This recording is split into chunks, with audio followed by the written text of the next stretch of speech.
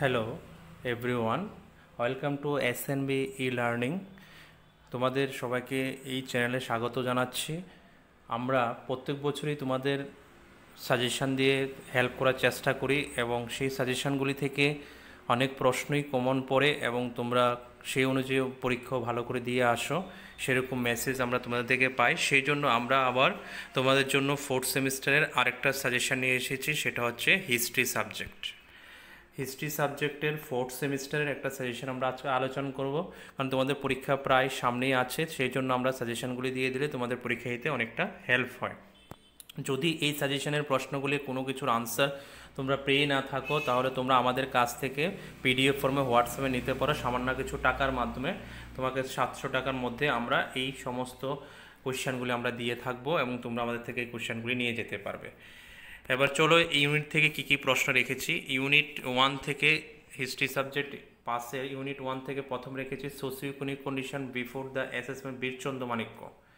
2 নম্বরে রেখেছি great revolt of 1857 কার সময়, Ishanchandra Manikya. Write a short note Tripura Kuki Jamatia.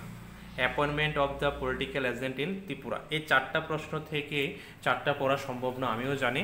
যদি 4টা দেখতে পারো তাহলে শর্ট কোশ্চেন অনেকটা হেল্প হবে। তার জন্য বড় প্রশ্নের জন্য আমি তোমাদের সাজেস্ট করব 1 নম্বর আর 2 নম্বর ভালো করে দেখার জন্য। এক্সট্রাভাবে যদি দেখতে চাও তাহলে 4 নম্বর প্রশ্নটা দেখতে পারো। আর ত্রিপুরা কুকি জমাতে আসতে পারে না আসতে পারে, কিন্তু 2 মার্কসের জন্য অনেকটা হেল্পফুল হবে। তারপরে চলে যাও ইউনিট 2-তে।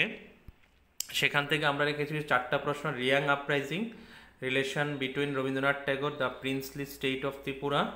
তারপরে রেখেছি discuss the princely court of Tripura develop, বেঙ্গলিয়ান লিটারেচারের উপর একটা প্রশ্ন রেখেছি। জনশিক্ষা মুভমেন্টের উপর একটা প্রশ্ন রেখেছি। এখান থেকে যদি ভালো করে পড়তে বলি তাহলে প্রথম 2টা ভালো করে পড়তে হবে, আর এক্সট্রাভাবে যদি দেখতে চাও তাহলে পরে 2টা থেকে একটা দেখতে পারো। আর 4টা থেকে 3টা দেখলে ইউনিট থেকে সবচেয়ে বেশি বেস্ট, কারণ এই ইউনিট থেকে অনেকগুলি কোয়েশ্চেন হয়, তার থেকে 2টো পড়লে একটু রিস্ক হয়েছে। তারপর 2টো বলে দিয়েছে, আশা করি এসে যাবে 2টো। ইউনিট 3 থেকে 4টা প্রশ্ন রেখেছে।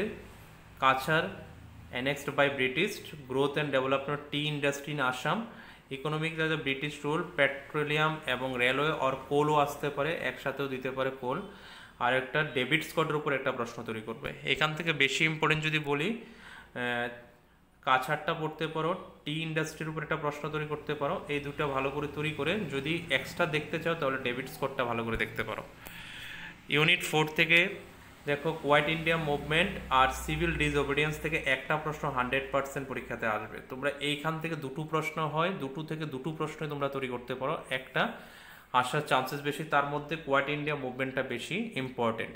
তারপরে growth and evaluation press in Assam, আর একটা রেখেছি spread in western education in Assam. এই প্রশ্নগুলি থেকে এখান থেকে 3টে প্রশ্ন করতে হচ্ছে ভালো করে। Quite India movement, civil disobedience আর স্প্রেড ওয়েস্টার্ন এডুকেশনটা এটা পড়তে পারো।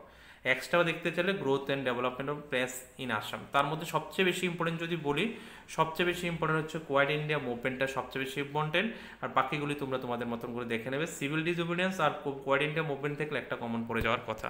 এই হচ্ছে তোমাদের ফোর্থ সেমিস্টার হিস্ট্রি সাজেশন। তোমরা এই কোয়েশ্চেনগুলি ভালো করে তৈরি করে নেবে, এগুলি থেকে পরীক্ষা আসার চান্সেস সবচেয়ে বেশি। ধন্যবাদ।